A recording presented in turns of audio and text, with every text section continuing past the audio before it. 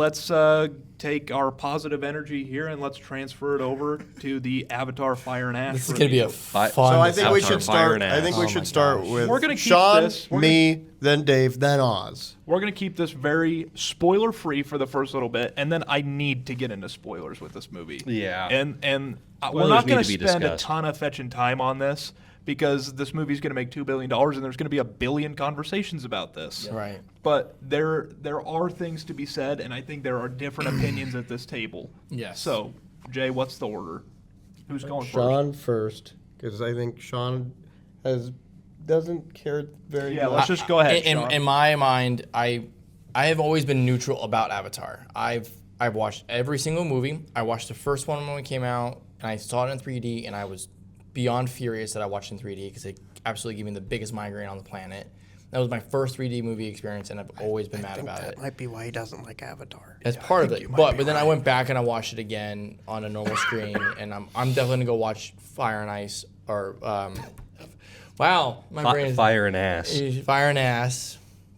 I'm gonna go see it again in IMAX or Adobe this week without 3D because I need to watch it again without it. But to my point, I felt like I watched number 1 and number 2 put together for 3 hours and 15 minutes. Now, visually, this movie was spectacular. Spectacular. I love the visuals of this whole movie. But I felt like I just watched number 1 and number 2 together. That's exactly how I watched. I'm like, I just watched 2 movies put together for 3 hours. And I didn't hate the movie. I didn't love it. I felt like there was a few things that wasn't happening in this movie that happened in the previous movies. For example, whenever James Cameron, thank you. We're having so many James in this conversation. When James Cameron, there's a few things in Avatar and in both of the first movies. When he doesn't want to explain a story, he uses the world's he uses his visuals and his world aspect to distract the viewers of the story, if that makes sense. For example, when they're swimming in the ocean with all I forgot what they're called, the whale things. The Tulkun. The Tulkun, you jackass! Shush. But like they use massive visual things to be able to distract the viewers. Okay, go ahead. Yeah, tell me how James Cameron doesn't know how to tell a story. I didn't say Keep he talking. knows how to. I'm saying he's using he's using visuals to distract and making it slow. But I thought the movie was amazing. I thought the movie was good. I just felt like that was just my personal opinion about it. See, I told you. Okay, I who's liked next? it. I will go next. Okay, this movie is you jackass! this movie is a visual masterpiece. This is one of the most. This is what you go to Avatar movies for. You go because it can only be experienced, in my opinion, in IMAX in the 3D vision, or maybe not IMAX, but at least you have to have the 3D component because without that, you are missing out on the entire vision that James Cameron has. James Cameron is a wizard with the camera. That guy is the GOAT. He is the GOAT. He's the Michael Jordan of movies. You can't top him. You can't. And that's why anytime you can bet on somebody, Correctamundo. it is James Cameron. Okay? And I hear a lot of people saying that they don't like the story. I disagree. I thought it was good. I liked the characters. I felt closer to Neytiri. I felt closer to all of the characters. Jake Sully. The only gripe I have is the villain. The villain freaking sucks. We need to get rid of this guy. She was hot. I thought- No. She was fine. I actually thought she was the interesting. goth. I thought she was interesting. It's Colonel Cooch. Quaritch. I didn't like him. And I haven't liked him. And I'm like, this movie, why did we do this again? And you don't, it just, that was a major spoiler. I'm just gonna put a long beep over what you just said. 'Cause I don't know. I don't think it's really much of a spoiler. I don't think it was a spoiler. Listen, I felt what James Cameron wanted me to feel. I care about these characters now. Do I think it's like my favorite movie of the year? No. But I will say I would be willing to go see it again because it is just it's an experience. And that's where I stand with it. Okay, and now we move on to the reason me and Dave are on opposite sides of the table. And It's to I hate prevent this us- stupid spot. It's to prevent us from stabbing each other to Yeah, death. but Dave, go ahead, pal. Yeah, I walked out of that theater. I think Sean said it best. I've already seen this movie 2 times before. Thank you.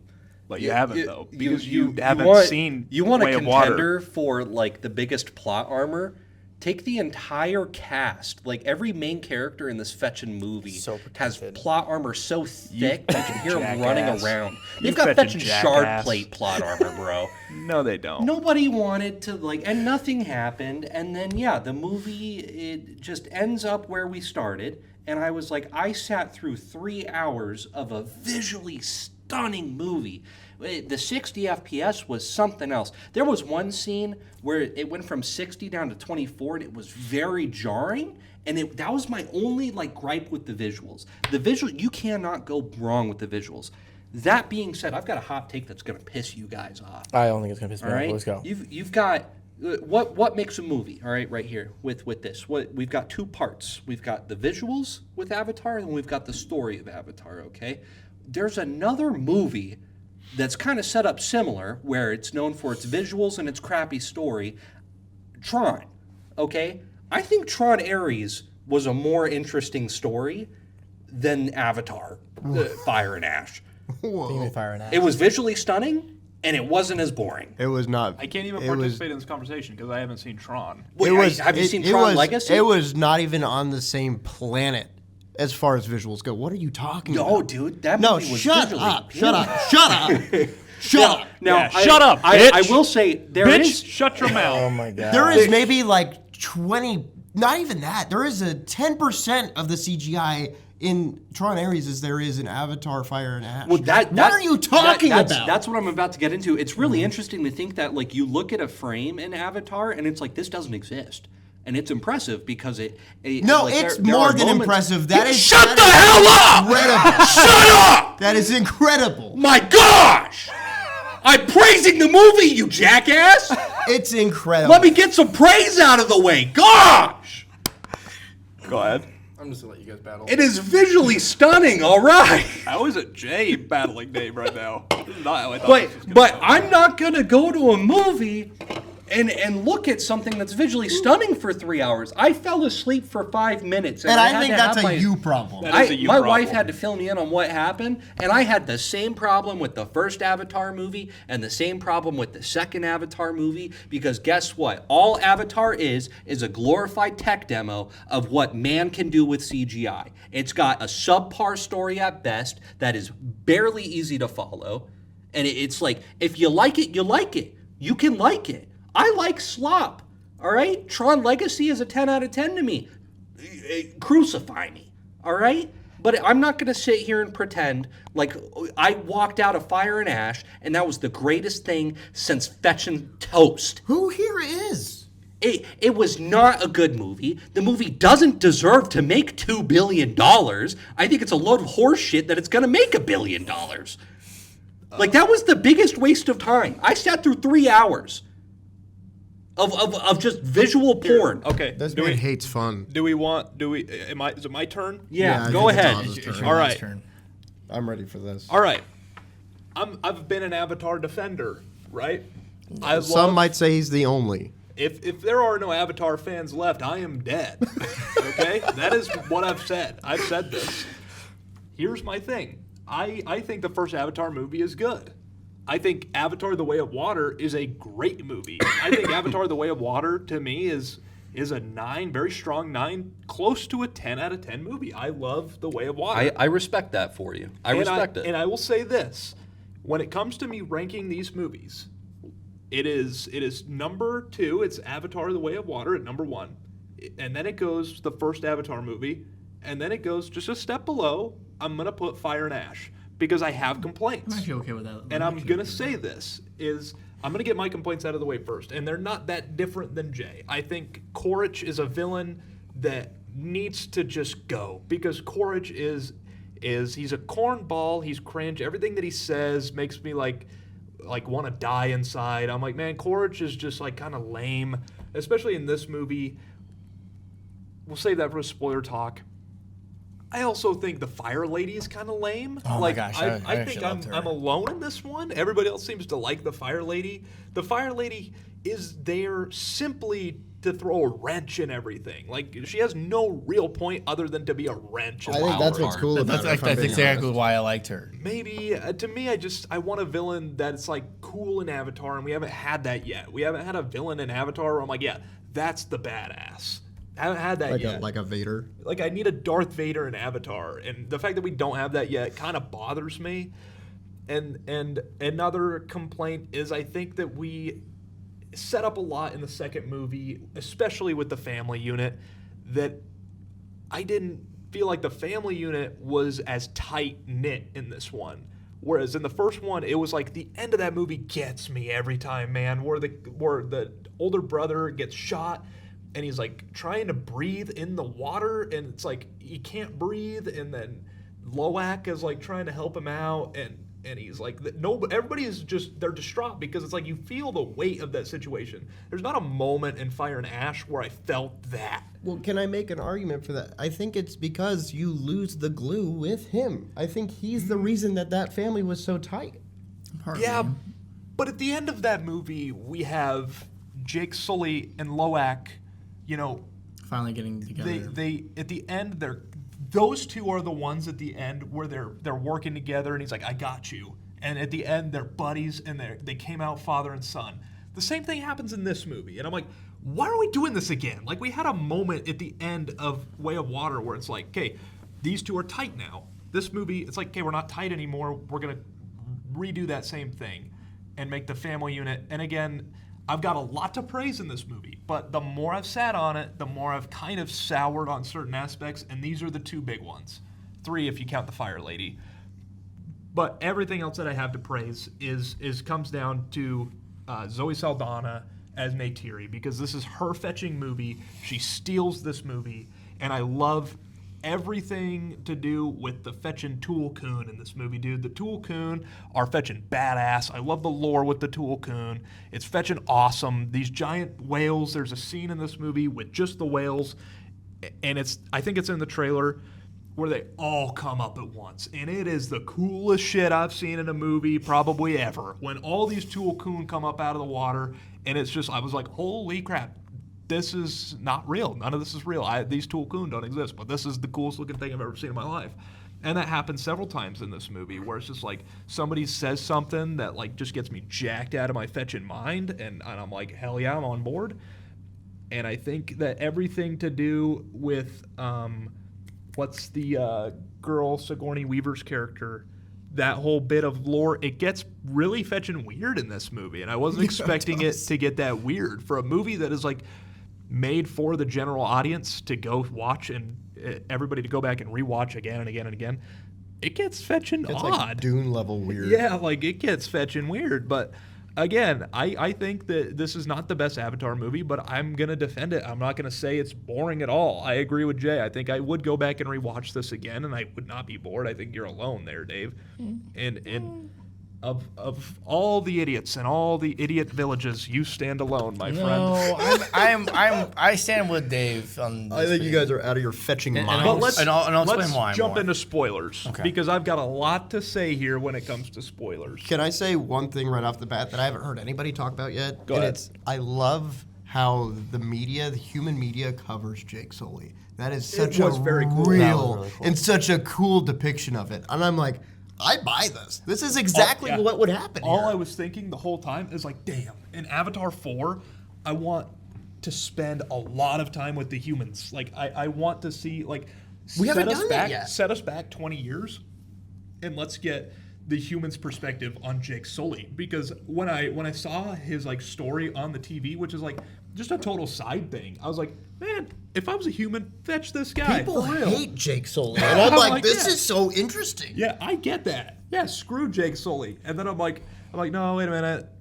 They're not here. They're not the good guys. but for a minute, I was like, yeah, I understand this point of view. That was the main thing I wanted to talk about. I loved that. I was like, this is such a cool thing that I haven't thought about yet. Like, how do we... Were you asleep, jackass? Were you asleep? No. you confused right now on what we're talking about? The But- scene. Sorry. Go ahead. On the other side of that coin, it was so neat to see like there was this other perspective that sees what Jake Sully sees on the human side that's totally disconnected from everything that wants to go and save Jake Sully. And I'm like, that's so human. It is so human. And I loved that. I'm like, this is so cool. I would love to see more of this. Anyway, that was it. That's pretty much all I have to say. Like one standout scene besides like some of the battles that like just is like engraved in my head is when Quaritch goes alone to the village of the fire people and he like brings them guns and she's like, you come alone, and he's like, actually no, and then he like points to a dude and says drop it, and it just, that just drops. I'm like, oh like, that was dope. And it, like that was just like an aura farming moment where he was just like, yeah, drop him, and then just. Which, can we clown on this dork ass for a second? Because all I can think about with Quaritch in this movie is like, you know, in like a cartoon where like one of the side characters gets like a goth emo girlfriend and like they become the goth emo friend and everybody's like, dude, this isn't you. See, come on, get out of during here. the movie, I was having to be like, dude, this is gonna be like some like goth fire When sexual he cult, walks and I was like, up- I can't say anything right Yeah, now. when he walks up to like the fetching military and like his boss and everybody, and he's like dressed up and he's got the loincloth and he's like decked out in the red and black, and I'm like, this dork ass So is no, like no, seriously so- thinking that they're gonna like listen to him. And then you still have his but- buddy but- who's dressed in his normal slacks, and it's like, this is awesome. But this is why I was saying the movie felt like in number 1 and number 2, because Quaritch became solely, but just for the bad people of the Na'vi, and that's number 1. So he started not seeing the humans anymore as It's actually humans. kind of cool. And then now I would he's say, what's your problem with that? I no. think that's kind of a cool- I'm not mad about it. I'm just saying you had. I guess I you- never looked at it that Yeah, way. you Sean. see the first movie with Quaritch, then you see the second movie with all the Way of Water like aspect of it. You literally see both movies in 3 hours. The problem is I don't think the Fire Lady has any redeeming qualities like Neytiri does. No, but what the point was is I watched both movies. I'm like, I'm watching the same movie. I'm watching the same movies of the previous two. Go ahead. One other really big thing that I loved about this movie is one of your main characters, one of the main protagonists, is racist. And she has to like come to terms with her racism. Yeah, and that I'm like, was- this is such an interesting thing to cover. Yeah, Because I we wanted never see like the racist side coming to terms with like, I'm wrong. Like I'm wrong for how I feel about this, but I hate them. I did want to talk about that because this is something that I've thought about, especially in The Way of Water, where it's like she hates Spider. And the whole time I'm thinking in The Way of Water, I'm like, Neytiri, like your husband literally is a human being. Like he came from planet Earth. This is a human. And in this movie, Jake Sully straight up says that. He like asks the question, he's like, I am what he is. Like, you know that. My brain is what his brain The is. way he thinks and feels yeah, as human. That's how I am. And your kids are And he's like, this so, too. So when your kids make a mistake, that's the human side of them. And she's like, yes, it is. And I'm like, thank you for saying it. And she's got to like fetch and deal with that. That's why Neytiri is the GOAT of Avatar. Zoe Saldana is the best. Like, she rules. And that scene alone right there is like, I was like, finally, we're getting like acknowledgement of like Jake Sully standing up for Spider, because that scene where he's like going to sacrifice him and he's what gonna a kill beautiful him. scene. That was the scene you fell asleep, you jackass. You That are was the scene you I was are a asleep heartless for. animal for that. That is like Isaac and Abraham done to an 11. I loved that scene. Yeah, when he's going to kill Spider, and Spider's just like, And Spider's like, I get it. I Yeah. get it, dude. Yeah. You gotta do it. But do you love me? And he's like, I do love you. And he's like, cool, do it, man. I and he's thought like, for sure he killed him. I was like, oh, what shit, a they scene. killed him. To be honest, I kind of wish they did, because that would have been a way more. I like- don't, Yeah, because I- it undoes everything that like Sigourney Weaver's character does. It's like, hey, what was the point of Awa doing that if he's just gonna die?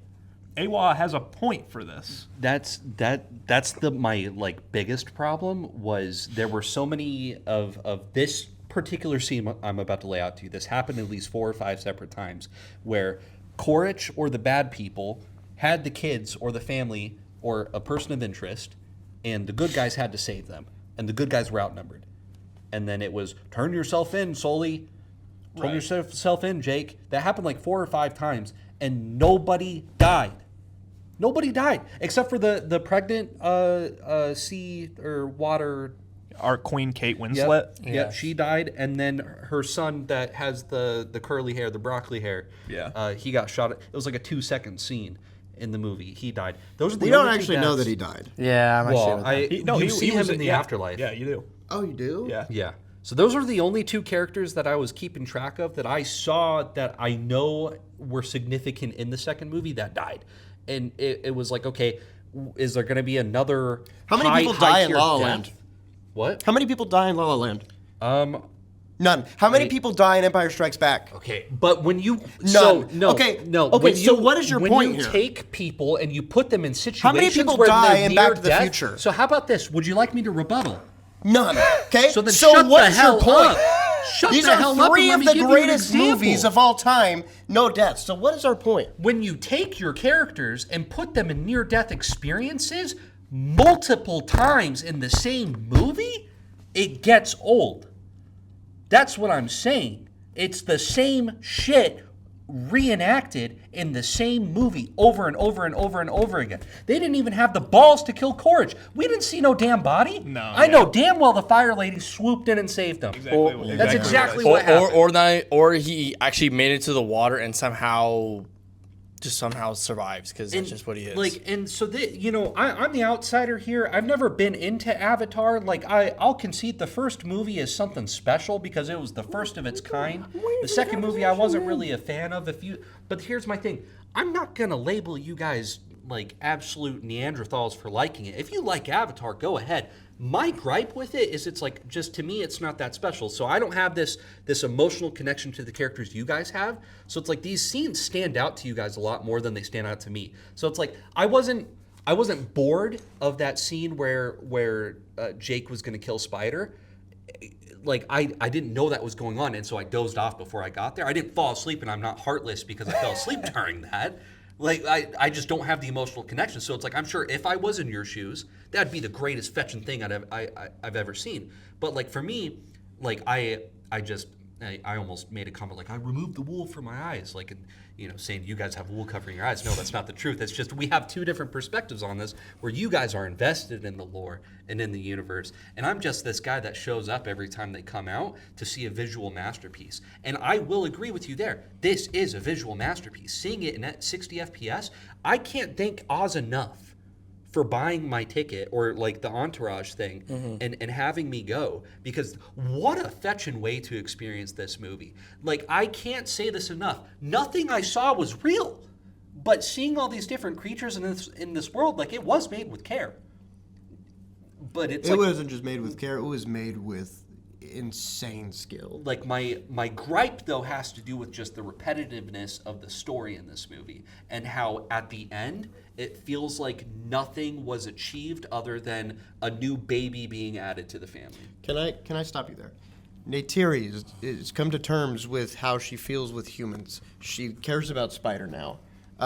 Jake Sully and his son are now, he's like, you're my wingman now. Like, that's a genuine relationship. And if they undo that in the next movie, I'll give it to you. This movie was redundant. I don't think they will. Because in the second movie, they did not resolve those plot lines, to me at least. I don't think they did. This movie did those two things, very, very important things, mind you. That moment where Neytiri comes to the realization that Spider is her son, and she is horrified at the decision that her husband's about to make, and she is booking it with all she has to go and save her son. What a beautiful moment. And you feel it. You feel it in that scene. I wasn't prepared for this to be a JV Dave fight. Yeah. No, I mean, this was supposed to be an Osby Dave fight. That's how we scripted it. yeah. I just think this really comes down to just the disagreement that this movie was boring and that it was repetitive, because I disagree that it's repetitive in any sort, and it's okay to have like a foil to a character. The fact that I never put two and two together that Courage is like Jake Sully's foil, like it does change my view a little bit. Like, I see what James Cameron is trying to do now. If I also may, the last final battle is almost the exact same battle as the end of the first movie. Like, to a T, just in water. Like that's how I literally saw it. I wanted to point this out because when I was watching it, and there's that one guy who was helping them with the whale capture, and he like turncoats in this movie, and he's a good guy now, and he's helping Jake Sully escape, and when he does that, I'm like, okay, That's how James Cameron, I have faith in the almighty James Cameron, JC at WWJC. What would James Cameron Okay, do? too far. Every time I hear I his think name, I just think of South Park. Every single time. When the guy he has successfully saved Sully, and now there are people that are like trying to kill Sully, Jake, and the other guy is with them. I'm like, come on, James Cameron, don't like kill him and make it like a funny thing. Like, he just saved our boy. That would be the MCU thing to do, is to kill that guy, and now his whole purpose was to just save Jake Sully. James Cameron doesn't do that. He's like, nope, he's going to stay alive, and he is going to go on and do another thing in the fourth movie. And I'm like, thank you, that wasn't just some plot device to get Jake Sully out of there. I mean, it was, but we didn't kill him. And that's where I'm like, that's where everybody else differs. Question: Were there like undisclosed time jumps in the first two movies? Nope. That was a problem I had. So after Spider gets basically becomes like part Not Navi. Navi, and he's like growing the little tendril out of his head. It goes from like this to this. Yeah, it Those like are recording, right? yeah. That's why I was also checking on my phone. Yeah. Yeah, it is. Yeah, it's recording. I checked like a couple of minutes ago. Plus, I can kind of see him Like somewhat there. it goes from like barely sprouting when they're checking him at the good guy human lab to like he's got like a full on braid and able to like whatchamacallit. It did seem like it was growing pretty fast, Yeah. but I don't think there was any time jump. But like my other thing too is it felt like things just happened or things just showed up without any context. Like why the hell did Quaritch show up in full garb, like full Ash people garb? Yeah, I agree. Like Forge again is the weakest link. Well, in this because movie if you for think me. if you think about it in the way he's describing it, you have Courage like, okay, let's just do this hypothetically. Let's just say it's like maybe at most 2 weeks. Okay, 2 weeks. That means Courage got his goth girlfriend and then went from a hardcore Marine to a goth freaking Navi in like less than 2 weeks. But we know this whole span was like, if I had to make an educated guess, maybe a few months. To me, I go off the pregnant lady. Well, but that's my time. you also got to remember, Navi pregnant, it may not be the same as humans. She- It may she be was- longer. It may be shorter. She We looked don't the same know. amount of pregnant the entire movie. Right, but that's the Yeah. point. Is how did his grow out possibly in like let's say a few That days? question is number one on Google. Was it really? About 1 year, one Earth year. One Earth year. Okay. Look at that. So So Why it's do we possible. know- It's possible. It could be possibly longer. Well, it's James Well, Cameron. and- but and so so I- Yeah, James like, I'm Cameron not- probably has like a whole book on this stuff. Like this is a genuine question, but like I'm not using this as like like all movies, if they have a time jump they need to disclose them, because you can be really creative with time jumps and not disclose it. But it just felt like there were like unnecessary jumps. there were jumps that something happened and it's like, okay, can I get more evidence that time has you passed? want a longer movie? No. So yeah, that's my thing. It's like, are we? Is there a James Cameron cut of this that's like 5 hours long? Probably. but It blows my fetching mind. I can agree with Dave on this because it's almost kind of the same thing, and I'm gonna slowly go off a little tangent real quick. But with Wicked, the second movie Wicked, there was a lot of time jumps, and it kind of undisclosed. Granted, if you watch the plays, you understand it more. But for those who haven't, you have a lot of jumps and not a lot of evidence between the jumps. Same thing with this movie. When I was watching this, I'm like, knock your block off. do it, do it. Can I Do it, can I be Wicked. honest with you? I've watched Wicked 2 twice, and I have never once been confused. I'm just saying. Well, I'm not saying you not have. once. I'm saying a lot of people have though. I'm not saying just you. I'm not saying people in this room. I'm saying, but with Avatar, there was jumps. You're like, okay, well that's an obvious jump, but there was so much. How much time has passed? Blah blah blah blah. And I was like, man, that's kind of a cheap I was jump. never lost. with I didn't say it was time. lost. It was annoying to have jumps. It was just annoying to have like this massive gap of possible time that we have no idea would have happened. So the guys that are complaining about the movie being too long wanted more time. I wanted No, an I explanation think of it better could have been moments. cut better, or there could have been more visual indications that Here, time is Dave, passing. I had this question in my mind: was This movie's 3 hours and 15 minutes. Oh my gosh, that was. I can't think of a damn thing to cut from this movie. I Not can't a either. damn thing would I cut We're from not this talking movie. about cut. We're talking about the way it was. The cut. Batman is 2 hours and 50 something minutes.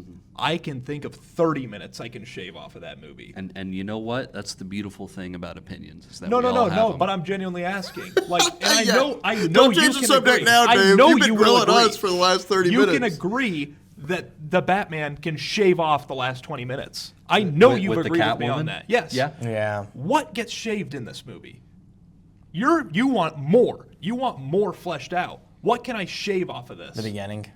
Yeah. Roulette What from the happens in beginning. the beginning? I hated the fact that you just had like a bunch of flying, and then all of a sudden you had this describing moment of their brother. And Can I want to address the flying at the beginning, because the beginning with the flying, it takes me out. Every Avatar movie starts off really rough for me because I gotta adjust. Like the first 5 flying sequence in the movie, That was such a rough I thing was for like, the I was like, 3D. oh, fetch. I gotta like adjust, and I'm like, it takes me a minute. Same with Way of Water. It starts off the same way, where it's like things flying around, and I'm like, okay, I gotta adjust to the high frame rate. The 3D is gonna take a second. why I like So I'll the give you 3D. that. You need that time though, because this movie is a cinematic experience. It is made to be in 3D. You need a second to adjust before we get into the plot. Because if we start giving plot information while this is going on, you're gonna be like, Fetch, I gotta adjust. And then now they're talking about stuff that I gotta remember, and my eyes aren't quite there yet. And so that's my reasoning, and that's where I'm gonna go. No, and I I- think it's a totally valid point.